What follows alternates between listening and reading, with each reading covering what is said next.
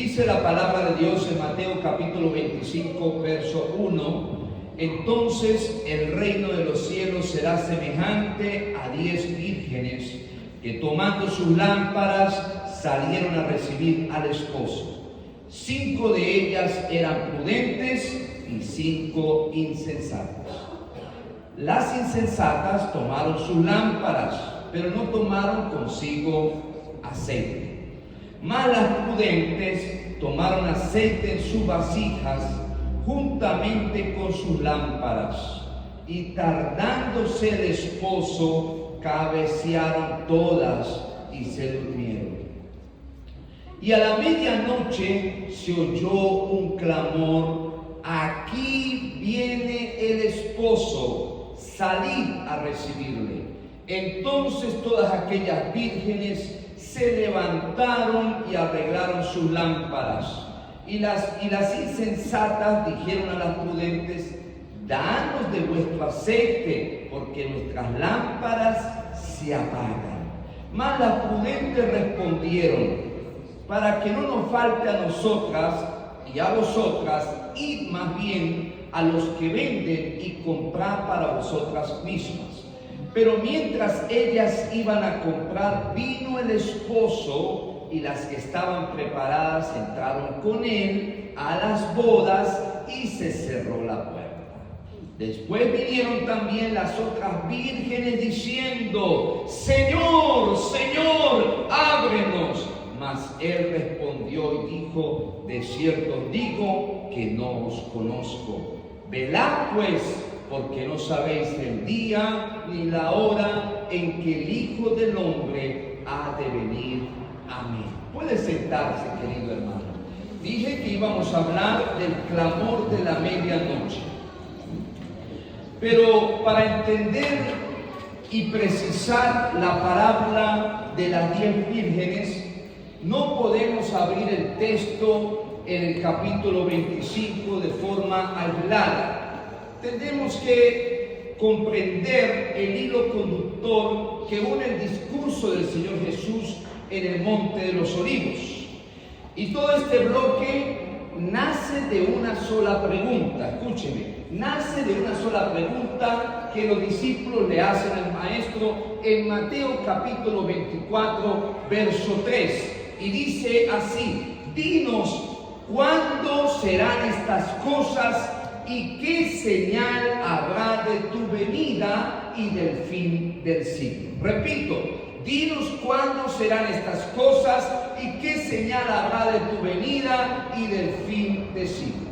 En respuesta del capítulo 24, el Señor Jesús precisa algunas señales y la profecía del fin, como por lo cual él nombra algunos como los falsos maestros que se levantarán en los postreros días, falsos cristos, dolores de parto, persecución, colapso del mundo que hoy conocemos, desde el sistema político, desde el sistema económico, desde todos los sistemas del mundo. Sin embargo, el peligro en esta mañana que quiero resaltar, el peligro de conocer las señales del fin, no es caer en una especulación o en un pánico. Por eso el capítulo 25 del libro de Mateo, el Señor Jesús introduce 3 parábolas consecutivas que tienen que ver con la respuesta de Mateo capítulo 24. El propósito del Señor usar estas ilustraciones no es darnos más señales, sino enseñarnos las demandas éticas y prácticas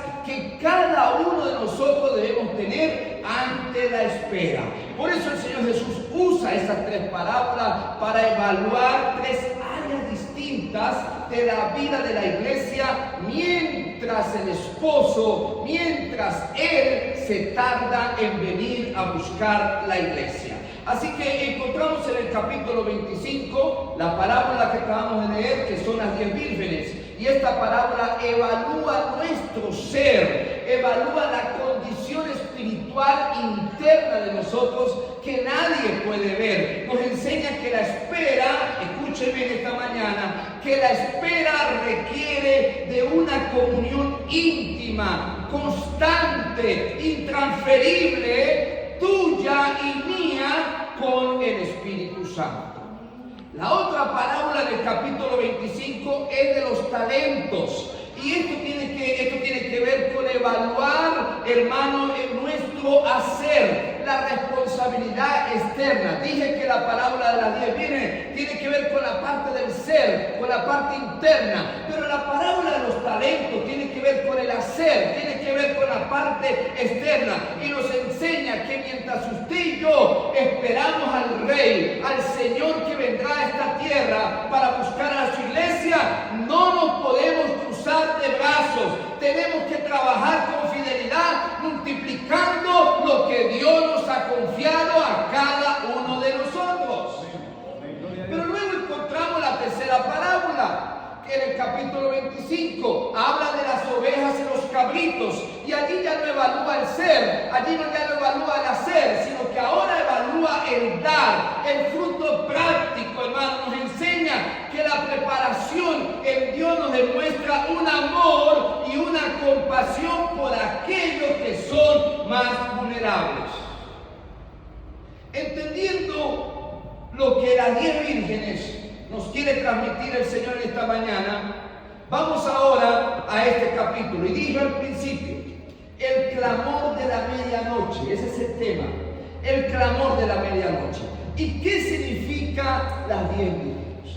Volvamos al versículo 1, dice, del capítulo 25. Entonces el reino de los cielos será semejante, diga conmigo, será semejante. Será semejante. Y para poder entender, hermano, que el reino de los cielos será semejante a 10 vírgenes, debemos ir a la cultura judía del primer siglo. Estas 10 jóvenes, querido hermano y querida hermana, no representan a la novia colectiva en esta ilustración, representa a las damas de honor o acompañantes de la novia. ¿Cómo le parece? Ahora encontramos el número 10. ¿Por qué el número 10? Porque era de costumbre en la época que el 10 era el número que representaba la parte legal y comunitaria. Por colocar un ejemplo, para abrir una sinagoga de un pueblo, en una ciudad, se necesitaba, hermanos, 10 hombres que certificaran jurídicamente esta sinagoga. Y para los que no conocen qué era una sinagoga, era un lugar, un centro donde los judíos usaban para adorar a Dios. Así que se necesitaba 10 personas. Para legalizar una boda también se necesitaba 10 personas. Así que al usar el número 10, el Señor Jesús está hablando de la totalidad visible, está representando la totalidad visible en la tierra, es decir, que la comunidad, la iglesia que profesa la fe y que afirma, usted como yo que estamos afirmando esta mañana, es que pronto el Señor regresará por su iglesia. ¿Cuántos hablamos de Dios? Entonces el texto nos advierte que desde el inicio, hermano, aunque externamente se ven iguales, podemos ver que internamente había dos grupos. Estaba dividida en dos grupos esas 10 personas que estaban de antesala, que estaban como las damas de honor para esperar a aquel novio. Y por eso encontramos 5 prudentes. ¿Aló? A ver, 5 prudentes. Así que para entender esto hay que analizar el contexto histórico y cultural de la época, cómo se hacían los matrimonios. Entonces necesitamos ver que el Señor Jesús nos advierte en esta mañana, y debemos viajar en el tiempo para entender cómo se celebraban las bodas en los tiempos de los evangelios, en los tiempos de Jesús. Así que lo primero que podemos ver es el desposorio. ¿Y qué era el desposorio? Era un compromiso legal de un nivel tan alto, hermano, que aunque no estaban juntos, ya se consideraban que estaban casados. Así que para ese momento, para esta etapa del desposorio, la novia se quedaba viviendo en la casa de sus padres, guardando su castidad, guardando su santidad y preparando su vestido para la gran boda, mientras el novio regresaba a la casa de su padre. Y mientras estaba en la casa de su padre, su tarea era preparar el lugar donde con su futura esposa. Era construir esa casa al lado a una ala de la casa de su padre, conectaba con la casa paterna. Y cuando yo veo esto, lo que explica o lo que dice el capítulo 25, escúcheme, vamos a entender este paralelismo que nos enseña la Biblia.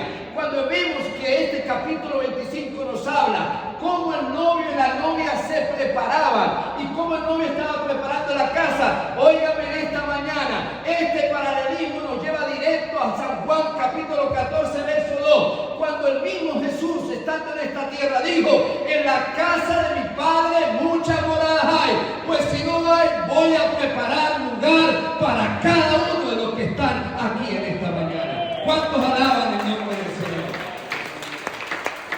Aquí está la promesa del esposo, es decir, de Cristo, que fue a preparar lugar para la esposa. Y para los que no entendemos, la esposa es la iglesia, y la iglesia no son cuatro paredes, la iglesia es usted y soy yo. Así que levante la mano los que son la esposa del Cordero y que esperan que Cristo venga pronto a buscarlos. Entonces, pero hay un factor importante aquí, y dígale al que está a su lado, es la incertidumbre. Dígase, la incertidumbre. Porque la incertidumbre tiene que ver con el tiempo, tiene que ver con la decisión del padre. Dije hace segundos que el esposo, el novio, se iba a preparar un lugar al lado de su padre. Pero ¿cuánto tiempo? Es la pregunta. ¿Cuánto tiempo pasaría este proceso? ¿Cuánto tiempo duraría? Hablando del matrimonio judío, normalmente o por lo general transcurría más o menos un año entero. Aquí radica un detalle impresionante, porque en el sentido escatológico, y quiero explicar lo que es escatología. La escatología es la ciencia que estudia el futuro, el fin de esta tierra. Así que, viéndolo en ese sentido, esta parábola nos está diciendo, querido hermano, que aunque el novio no sabe ni la hora exacta para ir a buscar a su novia, esa decisión no dependerá del novio, sino que será directamente del padre del novio. Así que la novia esperaba al novio, el novio quería ir, estaba ambicioso de casarse, quería rápido estar con su novia, pero no dependía de él, no dependía de ella, sino que solamente dependía del Padre. Y lo mismo dijo el Señor Jesús: pero el día y la hora nadie lo sabe, ni aún los ángeles, sino solo vuestro Padre. ¿Cuántos alaban el nombre del Señor? La novia debía estar lista con su cortejo, debía vivir con expectativa constante, sabía que pronto vendría el novio, pero el novio mismo quizás hubo un momento que le dijo: padre, ya terminé la casa, padre, ya terminé de colocar el techo, padre, ya terminé de hacer el baño, pero era un secreto del padre. Por eso he dicho, queridos hermanos, el tiempo del desposorio nos lleva a que usted y yo podamos desarrollar el tiempo de la espera.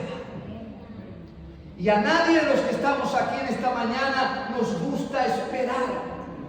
A todos nos gusta que venga la respuesta rápido, que venga aquella solución rápida, que venga aquello que anhelamos y necesitamos para nuestros proyectos rápidos. Pero hoy el Señor nos dice que debemos aprender que estamos en un desposorio con el mismo Jesucristo, el mismo Señor, y está esperando pronto que usted y yo celebremos las bodas del Cordero con Él. ¿Cuántos alaban el nombre del Señor? Lo segundo que encontramos en esta parte es algo hermoso, y tiene que ver, hermanos, con la parte de la procesión nocturna. Estoy explicando la parábola hasta ahora. La procesión nocturna. Cuando el padre ya daba la autorización, El novio tomaba amigos muy cercanos y lo acompañaba. Y salía normalmente, la costumbre era salir de noche. Así que hacían una procesión, hermano, de fiesta, de alegría por las calles. Y cuando llegaban a la casa o a la aldea donde vivía la novia, he aquí donde entraba en juego las 10 vírgenes. ¿Alguien me oye? He aquí donde entraban en juego las 10 vírgenes de nuestra parábola. Su trabajo era esperar en un punto intermedio entre donde venía el novio con sus amigos y la casa de la novia. Ella estaba en un punto intermedio, o ellas estaban en un punto intermedio entre ellos dos. Así que al escuchar el grito, escuchar aquel cortejo en la distancia, hermano, debían rápidamente encender las antorchas para la procesión, para iluminar, escúcheme, para iluminar el camino del novio en medio de la oscuridad de la noche de Galilea y escoltarlos con alegría hasta el banquete de bodas. Vamos a ir entendiendo la parábola. Así que al salir de la medianoche, salir a la medianoche sin combustible, hermano, para una procesión, no era solamente un simple descuido, era una ruina total y una ofensa imperdonable para el esposo. Vamos a ver, ¿estamos entendiendo? Habían 5 que no tenían el combustible. Era una ruina total y una ofensa imperdonable para el esposo.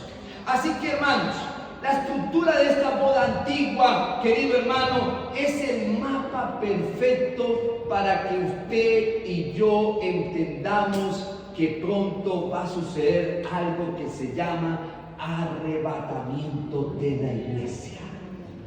¿No me oyeron? Arrebatamiento de la iglesia.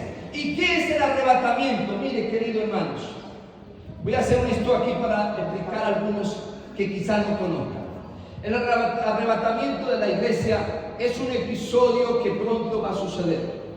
Dije la analogía que utilicé, la similitud, el paralelismo que usé hace ratico entre las bodas o las 10 vírgenes y esto que va a suceder. ¿Qué va a suceder? Va a suceder que en medio del caos en esta tierra, en medio del dolor que está pasando y que vendrán muchas cosas. Por ahora hemos visto algunas guerras que se presentan como allá en el lejano oriente con Estados Unidos, Ucrania y Rusia, entre otras guerras. Vemos enfermedades como el ébola y muchas otras que están allí haciendo desastre. Vemos el caos económico que existe en el mundo. En medio de todo esto debe presentarse aquí algo que se conoce como el gobierno del anticristo. El gobierno del anticristo, alguien que quiere parecerse a Cristo pero que no es Cristo. Pero Dios nos ama tanto, dígale al que está a su lado, Dios nos ama tanto, Dios nos ama tanto que no va a permitir que usted y yo pasemos por esa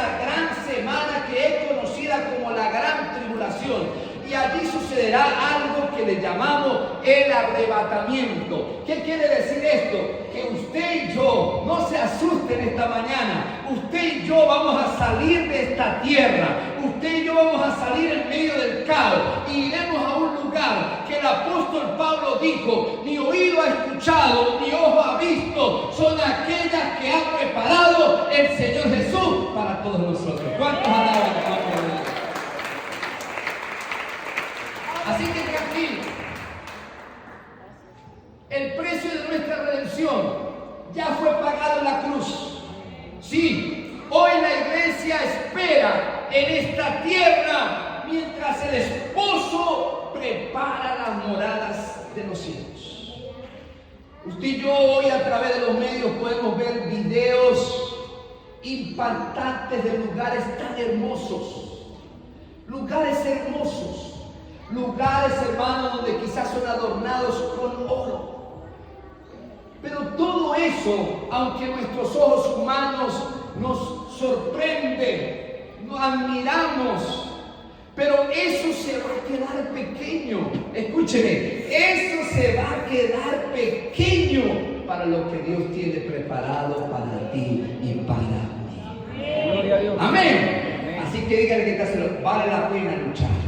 Vale la pena luchar. Vale la pena pasar la tormenta. Vale la pena llorar un poquito, pero levantarse. Porque es mucho más lo que Dios está preparando. Así que la orden del Padre ya está decretada en la eternidad. Hermano, el novio se acerca. Ahora, permítame ir a otro versículo. Y quiero que vaya del versículo 1 al 4 para desglosar algo allí y poder ver el fuego de la hora de su venida. Y lo primero que es la ilusión de la apariencia y el descuido de la vasija. Escuchen, la ilusión de la apariencia y el descuido de la vasija.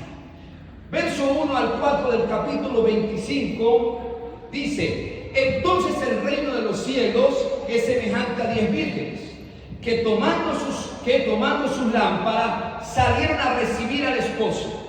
5 de ellas eran prudentes y 5 insensatas. Las insensatas tomaron sus lámparas.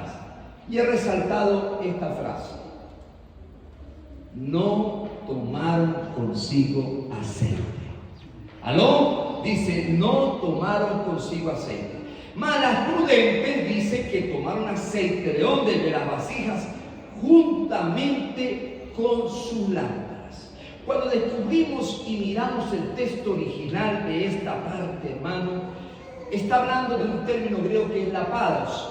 Y lo que quiere o hace referencia era antorchas que se usaban en la procesión para la parte externa. Y consistía en un madero que tenía mucha tela alrededor, enrolladas en la punta, y debía ser impregnadas cada rato con combustible, hermano, aquello que hacía prender con el aceite, hermano, continuamente, para que esta antorcha no se secara y no se apagara, porque en cuestión de minutos, si no le añadían aceite, esta lámpara se acababa o se apagaba. Por eso las prudentes tomaron, hermano, algo que el texto nos dice sorprendentemente.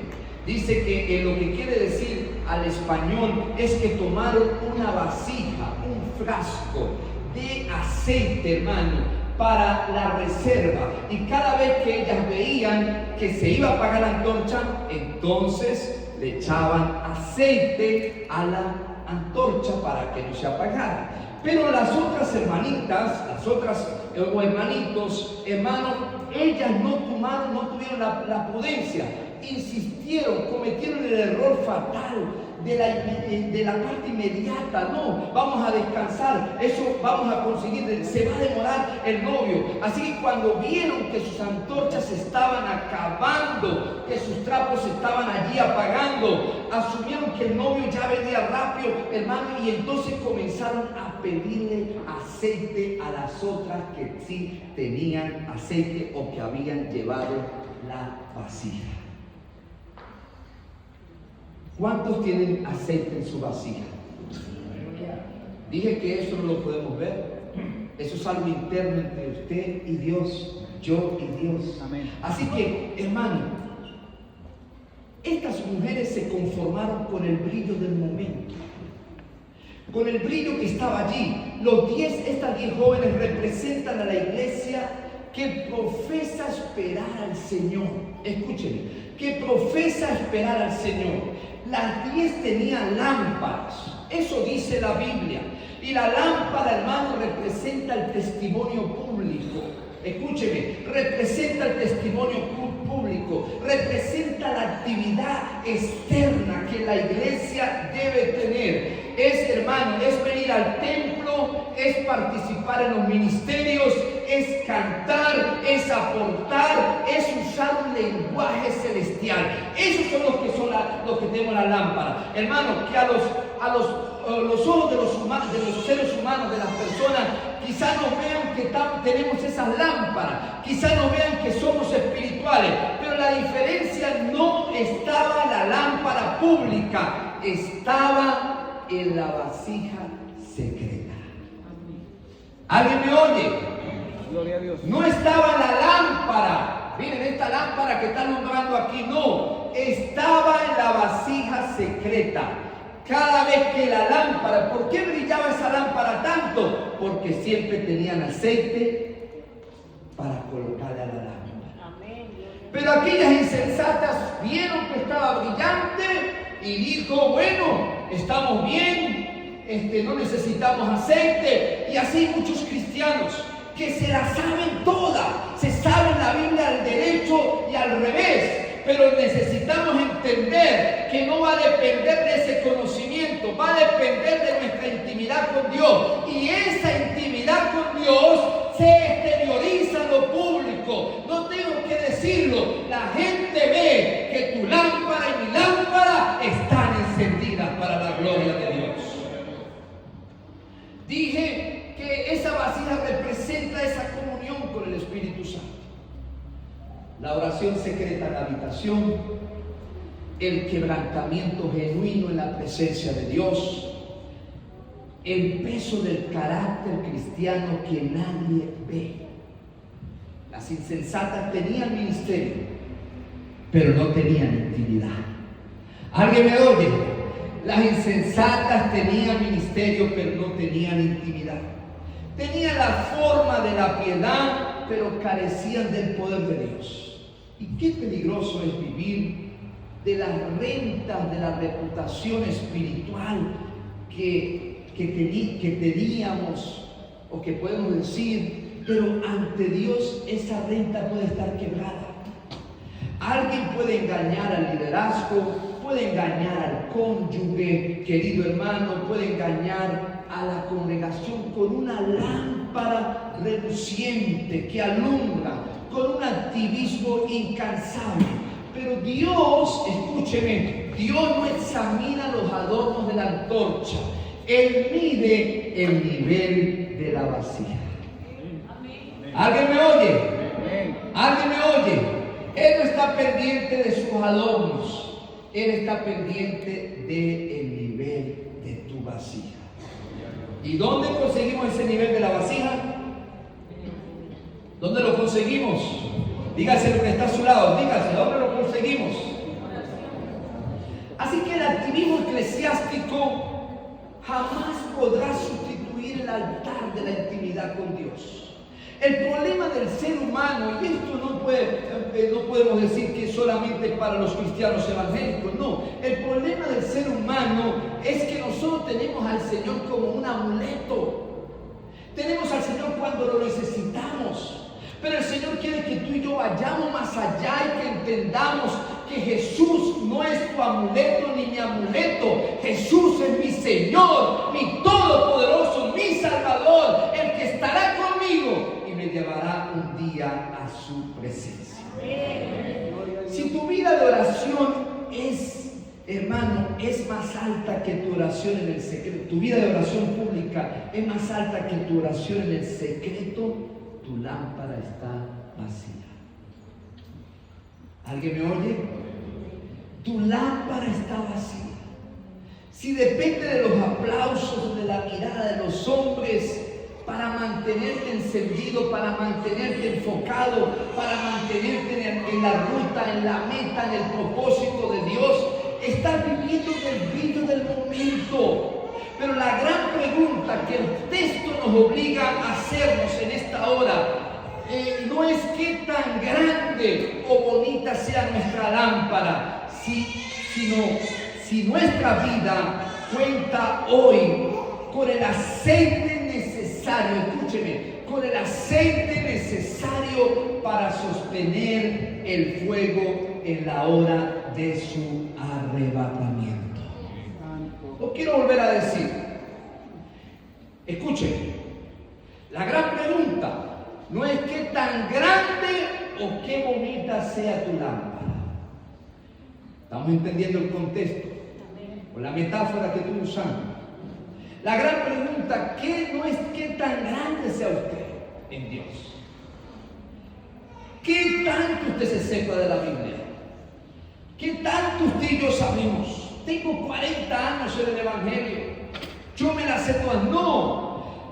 Lo que cuenta es qué aceite necesario hay en ti y en mí para sostener el fuego en la hora de su arrebatamiento.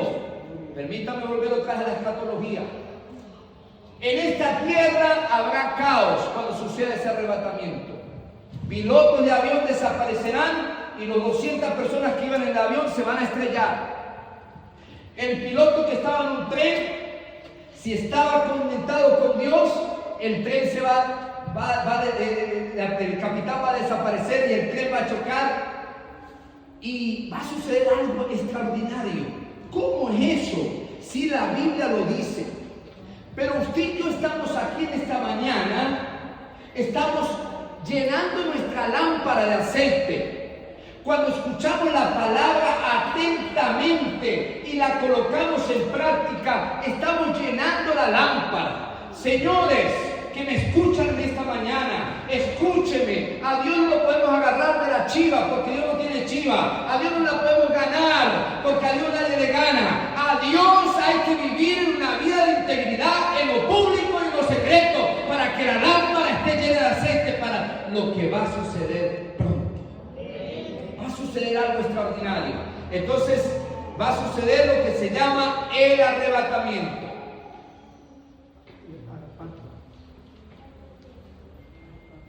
Dios nos está hablando de esta mañana. Dios nos está hablando. Porque es su palabra. No es mi palabra. Es su palabra. No estoy enseñando filosofía. Estoy enseñando teología. La ciencia que estudia a Dios. Estoy hablando de Dios. Así que dije que lo primero, vamos a ver cómo vamos con el tiempo, la ilusión de la apariencia y el descuido de la vasija. Pero lo segundo que te quiero hablar es de la prueba de la tardanza, de esa fragilidad de la espera. Y para eso vamos al verso 5. Algunos han sacado videos del arrebatamiento. Y he visto un video, creo que todos los hemos visto, es que están en un culto y de repente, ¡pum!, desaparecen unos del culto y otros se quedan. Y aunque ellos han hecho estos tipos de video y lo vemos tan real, señores, pronto va a suceder algo. Pronto va a suceder algo. Pronto va a suceder algo. Y los que amamos su venida, nos iremos por el Señor. Ame al Señor, ame al Señor, ame a Dios como su Señor y no solo como su Salvador. Porque algunos queremos al Señor como Salvador, a Jesús como Salvador y no como Señor. Pero sigo insistiendo, voy por la segunda. El verso 5 dice, escúcheme, ¿cómo dice el verso 5? Y tardándose el esposo, cabecearon todas y se durmieron. Cabecearon las insensatas y se durmieron. ¿Dice así el texto? ¿Cómo dice? A ver, ¿cómo dice por aquí? ¿Cómo dice el texto? Lean acá arriba, ¿cómo dice? Así que aquí tiene que ver el factor tiempo, hermano. Y el Señor Jesús utiliza un término que implica un retraso prolongado, hermano. Un retraso prolongado. Una demora que pone a prueba la paciencia. ¿Cuántos son pacientes aquí? ¿Cuántos son pacientes? ¿O cuántos son fósforos colombianos? ¿Aló? Que con nada, ¡pum!, se prende. Y uno rápido, padre. Entonces, pero aquí nos habla de un retraso prolongado. Una demora que pone a prueba la paciencia. Y esto nos conecta sin duda alguna con Mateo capítulo 24. Mire, el Señor Jesús prepara a los discípulos, los prepara espiritualmente, pero los prepara emocionalmente y los prepara mentalmente. Y les dice, ya que su venida, la venida del Hijo del Hombre, que el Hijo del Hombre quiere decir del Señor Jesús, hermano, no ocurriría en los siguientes meses, cuando Él ascendiera al cielo, sino que iba a pasar mucho tiempo.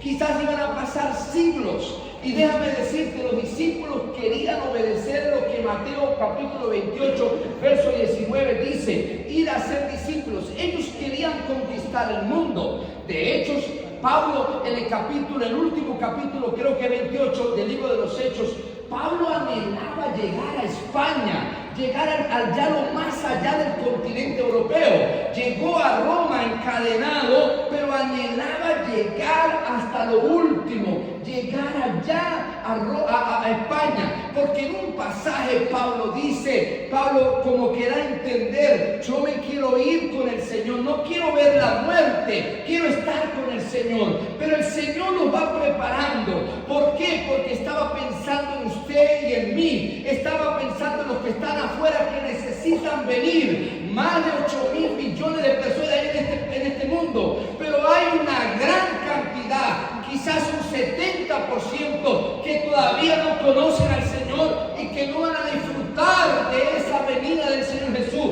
Por eso en esta mañana te felicito cuando tú traes a alguien a la iglesia, cuando tú llevas a alguien a la casa de fe, porque tú estás llevando ese regalo, esa gracia del Señor para compartirla también con otros. Así que en ese tiempo de espera es normal que venga un sueño común. Todas, dice el texto, de cabecearon, se durmieron. Las prudentes también cerraron sus ojos. Y aquí el sueño no es pecado, es algo que representa la existencia humana, que usted y yo tenemos que dormir, pero representa también que la iglesia debe saber, cada uno de los que estamos acá, vivimos en esta tierra, cada uno nosotros trabajamos, estudiamos, criamos hijos, envejecemos y un día vamos a morir si Cristo no viene pronto. Aló hermano, esa es la naturaleza, ese es el proceso. Pero aquí hay una diferencia en el descanso entre estas dos grupos, entre estos 5 vírgenes insensatas y 5 vírgenes prudentes. Y aquí está la necedad y la prudencia. Determinaron el fin de cada una de ellas. Repito, el sueño no es malo, solo que las prudentes, dígale que está a su lado, se prepararon antes de dormir. Aló, se prepararon antes de dormir. En los países donde hay guerra, donde hay la parte de la meteorología dice puede venir un huracán, puede venir un tornado, puede venir un volcán, todas las casas están obligadas a tener un kit de emergencia. ¿Alguien me oye? Un kit de emergencia, para que si aparece ese acontecimiento natural, la gente esté preparada para salvaguardar su vida. Pues déjame decirte que cuando tú y yo tenemos esa vasija llena de aceite, es el kit espiritual para esperar la venida de nuestro Señor Jesucristo. Así que cuando tenemos ese kit, podemos descansar tranquilos. Aló. Pueden haber 1000 ladrones, pero usted está tranquila o tranquilo, porque tú estás resguardado en la presencia de Dios. Tú estás cuidado en la presencia de Dios. Usted puede estar bañándose, puede estar comiendo, puede estar durmiendo, puede estar viajando, puede estar trabajando, pero si tenemos la vasija llena de aceite, el Señor te va a sacar de allí. ¿Alguien me oye? El Señor te va a sacar, el Señor te va a llevar, el Señor te va a llevar a las moradas eternas con Él, hermano. Y le aseguro que el mundo que el Señor quería hacer allá en el huerto de Edén se cumplirá. Y dice el Apocalipsis, el libro de Apocalipsis, que es la revelación, que es la escatología, querido hermano, dice que reinaremos eternamente con nuestro Señor Jesucristo. Aló, ¿alguien me oye?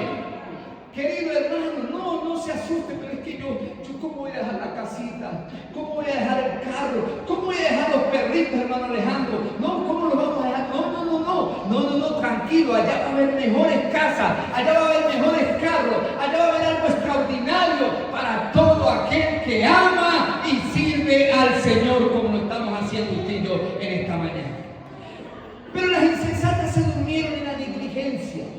Las prudentes descansaron tranquilas porque tenían su reserva. Tenía allí llena su reserva. Pero las negligentes no. Confiaron en sus propias fuerzas. Confiaron en su propio conocimiento. Confiaron en su propia autosuficiencia. Confiaron en su propia sabiduría.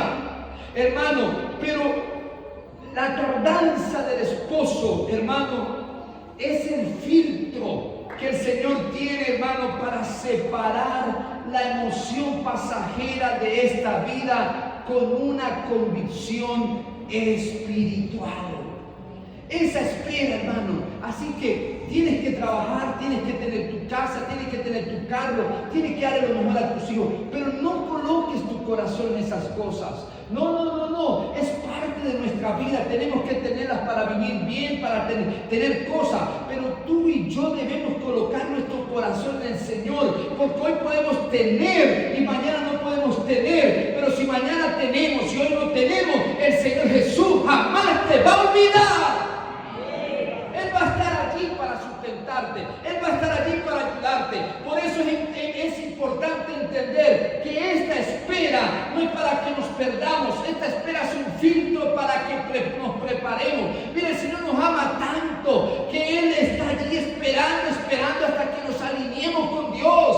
Y Él quiere que cada día usted y yo podamos alinearnos porque Él tiene muchas bendiciones para ti y para mí. ¿Alguien me oye? Es muy fácil tener la lámpara encendida en un avivamiento cuando todo nos va bien. Es fácil tener la lámpara encendida cuando la oración que hicimos recibimos respuesta inmediatamente. Pero es difícil tener la lámpara encendida cuando pasan los años y nada pasa. Es difícil tener la lámpara encendida cuando las pruebas golpean nuestra vida, golpean nuestra familia. Es difícil tener la lámpara encendida cuando el cielo parece que se ha cerrado en contra de nosotros.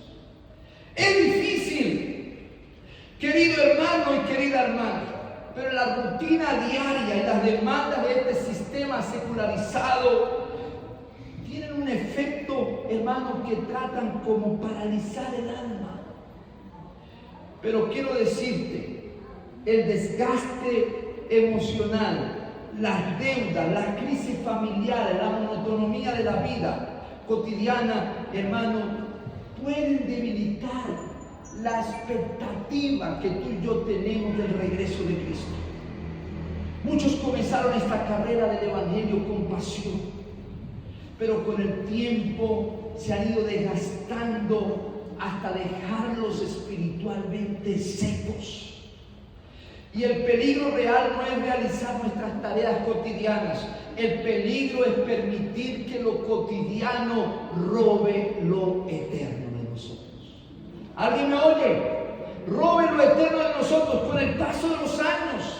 Las ocupaciones diarias, hermano, de este mundo pueden cansarnos físicamente, pero ese cansancio, esa rutina, yo sé que usted lo va a creer en esta mañana, ese cansancio, esa rutina, esas pruebas, ese desgaste, querido hermano, no apagarán nuestra salvación, hermano, porque estamos asegurados, escúcheme, estamos asegurados que tenemos en el secreto una cuenta, un aceite, hermano, que va a sostener el fuego en la hora de su arrebatamiento. ¿Cuántos se van con el Señor? Aplauda a Dios entonces.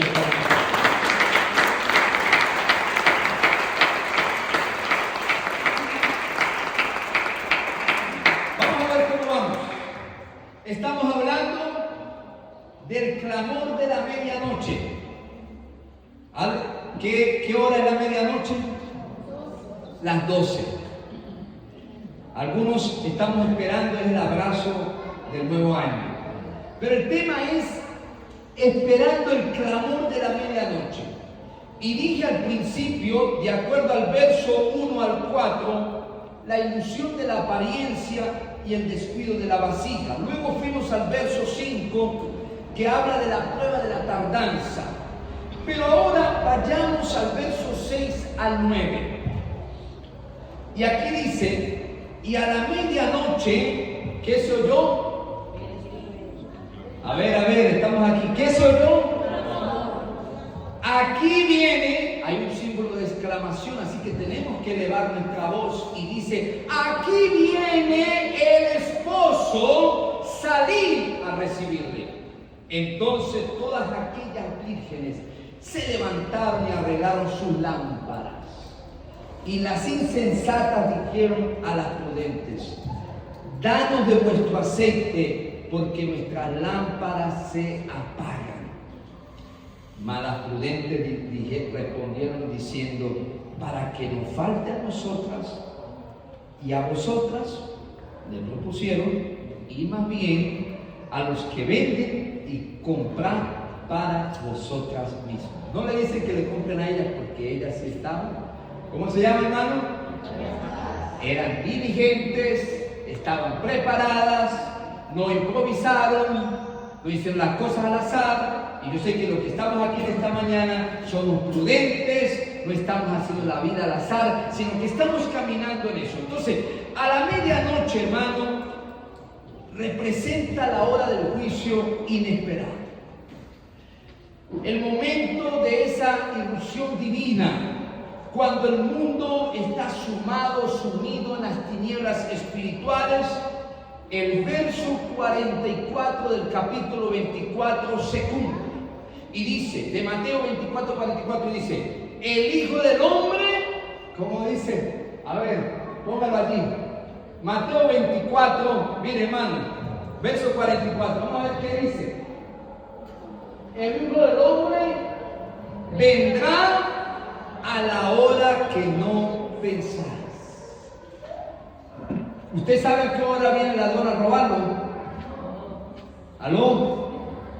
Nadie. Y dice el Señor que así como el ladrón viene, que no nadie lo espera, así será la venida del Hijo del Hombre. Aquí Hijo de Hombre se refiere al Señor Jesucristo.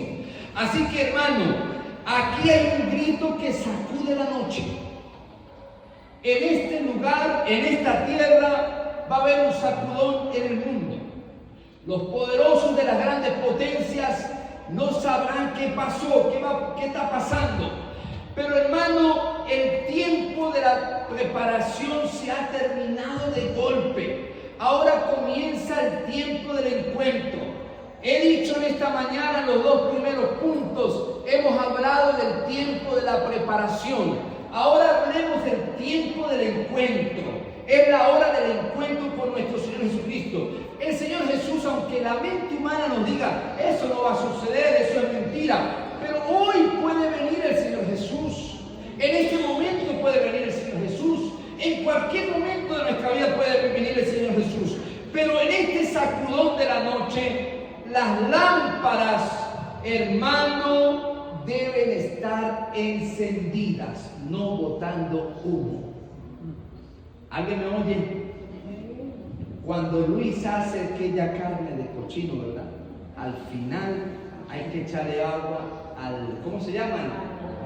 Al barril, porque lo que bota es humo.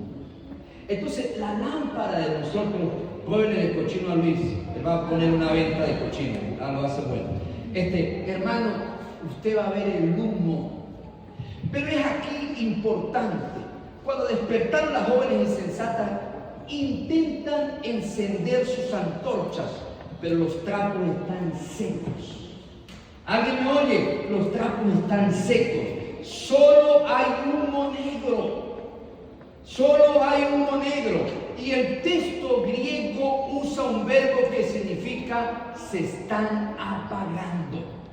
Desesperadas por el gran compromiso que tenían, piden aceite a las prudentes. Pero la respuesta sabias de esta mujeres fueron, vayan y compren, vayan a donde la venden. No era que eran egoístas, no, ellas no eran egoístas. Es que hay una ley espiritual inmutable. Escúchenme. Hay una ley espiritual inmutable. Y lo que quiere decir es que la salvación y la comunión con Dios son estrictamente individuales e intransferibles. ¿Alguien me oye? Cuando se va a comprar algo, se va de viaje, siempre presentan combos. Y algunos dicen, pero no podemos pagar uno por mi esposa y por yo. Yo siempre les respondo, la salvación es individual. ¿Alguien me oye? La salvación es individual. Lo que le dijeron estas mujeres a la insensata fue, amigas, te queremos mucho, hemos estado mucho en la iglesia, hemos alabado a Dios mucho en la iglesia, hemos compartido, hemos hecho esto y aquello, pero ahora llegó el momento de la verdad. ¿Alguien me oye? Llegó el momento de la verdad. La salvación es individual. Amigo que me oyen esta mañana, la salvación es individual. No, nadie va a salvarme. No, el único que nos puede salvar es nuestro Señor Jesucristo. El día del arrebatamiento, escúchame muchachos, adolescentes, jóvenes que están acá, que de repente les aburre la iglesia, de repente no les gusta la iglesia, pero déjame decirte que la fe de tus padres no te van a sostener en el día del arrebatamiento. La fe de tu esposa no te va a sostener. La fe de tu esposo no te va a sostener. La fe de los líderes, de los pastores, del resto de hermanos no te van a sostener. No podremos entrar a ese banquete celestial porque no podemos vivir de una unción prestada. Gloria a Dios. No podemos vivir de una oración prestada. No podemos vivir de otro. No. Cada uno de nosotros nos presentaremos delante de Dios. Cada uno, hermano. Así que cada alma debe rendir cuentas por su propia vasija. Por su propia vasija. El carácter cristiano y la llenura del Espíritu Santo solo, escúcheme, solo se cultiva de rodillas personal. ¿Alguien me oye? ¿Alguien me oye, hermanos? El carácter cristiano y la llenura del Espíritu Santo solo se logra, solo se cultiva cuando tú y yo vamos de rodillas al Señor. Así que esposos, atentos si sus esposas se están desviando. Esposas, atentos si sus esposos se están desviando. No, pero ¿quién sabe Biblia? No. Vamos a la Biblia verdadera. Vamos a ir allá a esa revelación. Hermano, y vamos a estar atentos. Porque llegará el momento en la historia, en nuestra vida, que cada uno de nosotros, hermano querido, no nos podremos sostener en las estructuras que existen. Se van a desvanecer por completo, hermanos. No podemos cobijarnos solo de alguien más. Tenemos que ir. Hay mucha gente, hermanos, que son como la carretilla. Claro que tenemos que orar por ti, pero tú también tienes que también hacer de tu parte. Tú tienes que orar también. Juntos oramos. Y si juntos oramos, entonces convencemos al Señor para que Él venga por nosotros.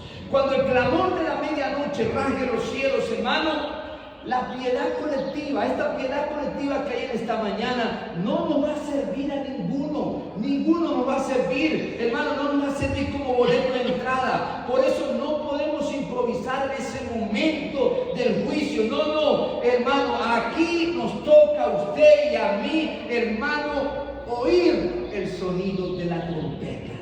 Oír ese momento hermoso. Así que quisiera decirle finalmente, tu vida cuenta hoy con el aceite necesario para sostener el fuego a la hora del arrebatamiento.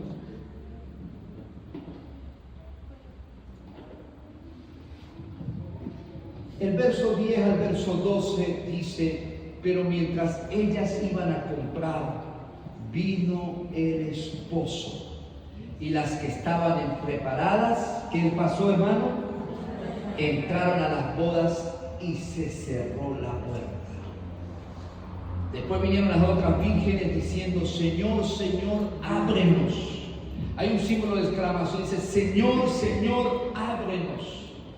Mas él respondiendo dijo, de cierto os digo que no os conozco. Qué triste. ¿Sabe qué es lo más triste? Perdernos en la casa de Dios.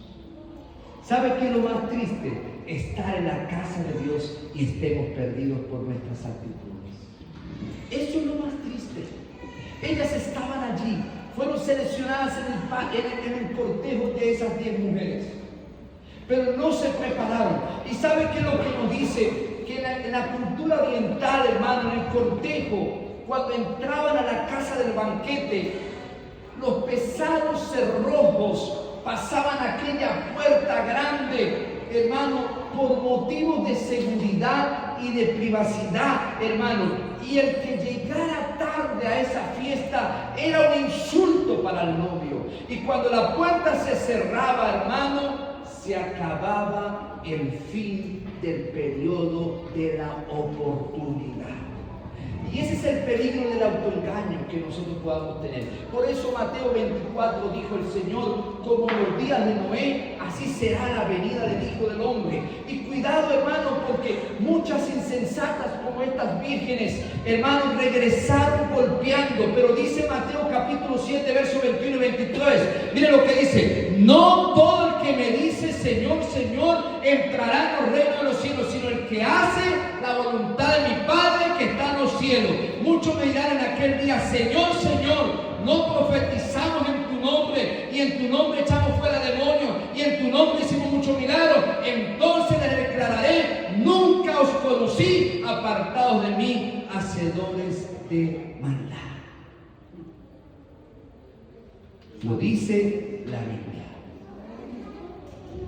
El novio nos dice a los que llegaron tarde: nunca hubo una relación con él. Por eso buscaron aceite a última hora. El miedo vino sobre ellas y se quedaron fuera. Querido hermano y hermana, el autoengaño religioso hace caer a muchos que siempre pensemos y digamos: habrá un mañana para arrepentirnos. Podemos pensar y decir: habrá un mañana para santificarnos. Podemos decir: habrá un mañana para tomar a Dios en serio. Las vírgenes insensatas corrieron a buscar aceite. Lo que demuestra, hermanos, es que ellas no eran impías ni ateas. Ellas eran religiosas que postergaron su compromiso y su responsabilidad con Dios. Querían las bodas, pero no querían el proceso de preparación. Así que, hermanos, el lamento puede llegar tarde. Yo enseñaba en estos días que el remordimiento tardío no equivale a un arrepentimiento genuino. El remordimiento solo nos lleva a arrepentirnos en el momento, pero como tener allí un arrepentimiento entre comillas, pero el arrepentimiento genuino nos lleva a cambiar de mente, a cambiar de estilo de vida, nos lleva a cambiar de camino. Así que, hermanos, la puerta está cerca, y esta parte la he llamado, hermanos, la puerta se va a cerrar, y gran tragedia para los que la rechazan. Así que, hermano, está cerca que se cierre esta puerta.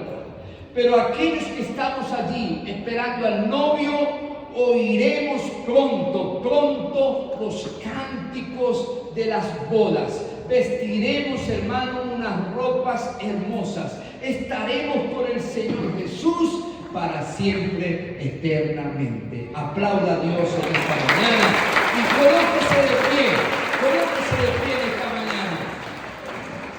Gloria a Dios.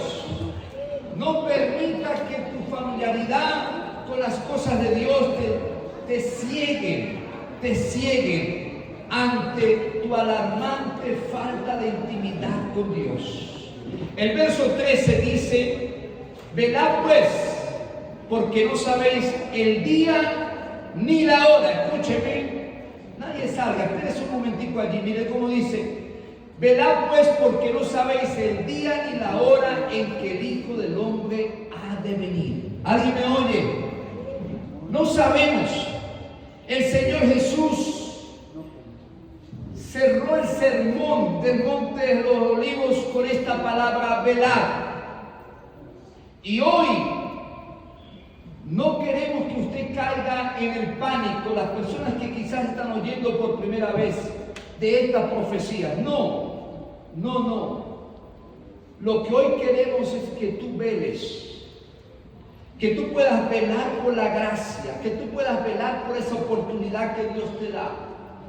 Hoy estás aquí en esta mañana y quizás sea tu última oportunidad que Dios te da.